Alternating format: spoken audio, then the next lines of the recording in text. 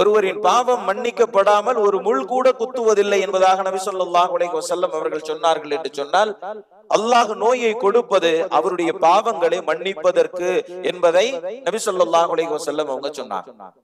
கடுமையான காய்ச்சல் இருக்கிறது, இது நரகத்தினுடைய ஒரு துண்டுதான்.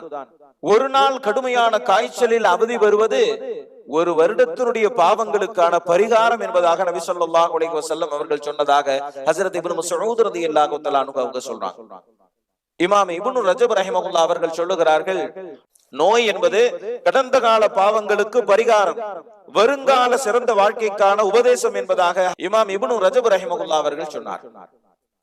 இமாம் இப்னு ஹஜர் ரஹிமஹுல்லாஹ் அவர்கள் சொன்னார்கள், நோய் என்பது பாவங்களுக்கான பரிகாரமாகும்.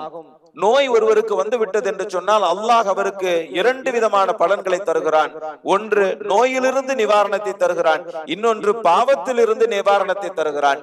நோயிலிருந்து அவர் நிவாரணம் பெறவே இல்லை என்று சொன்னாலும் நிச்சயமாக பாவத்திலிருந்து அவர் நிவாரணம் பெறுகிறார் என்பதாக ஹாஃபிஸ் இப்னு ஹஜர் ரஹிமஹுல்லாஹ் அவர்கள் சொல்லுகிறார். பாவம் மன்னிக்கப்படுவதற்கு மிக முக்கிய காரணியாக நோய் அமைகிறது என்பதை நாம் புரிந்து கொள்கிறோம். நபி ஸல்லல்லாஹு அலைஹி வஸல்லம் அவங்க சொல்றாங்க, அல்லாஹ் ஜல்ல ஷானுஹு வ தஆலா சிலருக்கு உயர்ந்த அந்தஸ்தை வழங்குவதற்கு நாடி இருப்பான். ஆனால் அவர்கள் அந்த உயர்ந்த அந்தஸ்தை பெறும் அளவிற்கு நற்காரியங்கள் புரிந்திருக்க மாட்டார்கள்.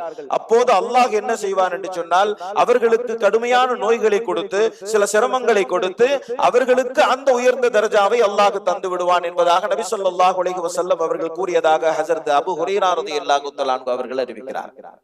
திருமதியில் வரக்கூடிய ஹதீஸ், நபி ஸல்லல்லாஹு அலைஹி வஸல்லம் அவர்கள் சொல்லுகிறார்கள், உலகத்தில் நோய் நொடியால் சிரமப்பட்டவர்களுக்கு அல்லாஹ் மறுமையிலே கூலி வழங்குவான் அல்லவா, அதை பார்க்கக்கூடிய உலகத்தில் ஆரோக்கியமாக வாழ்ந்தவர்கள் சொல்லுவார்களாம், யா அல்லாஹ், உலகத்தில் என்னுடைய உடல் உறுப்புகள் தனித்தனியாக துண்டிக்கப்பட்டாவது இப்போது எனக்கு நற்கூலி வழங்கப்பட்டிருக்கலாமே என்று அவர்கள் ஏங்குவார்கள் என்பதாக நபி ஸல்லல்லாஹு அலைஹி வஸல்லம் அவர்கள் சொல்லுகிறார்கள். என்று சொன்னால், முதலாவது பார்வை, அந்த நோயின் மூலமாக அல்லாஹ் ஜல்ல ஷானுஹு வ தஆலா நாம் செய்த தவறுகளை மன்னிக்கிற காரணத்தினால் அது சிறந்த ஒரு நிஅமத்.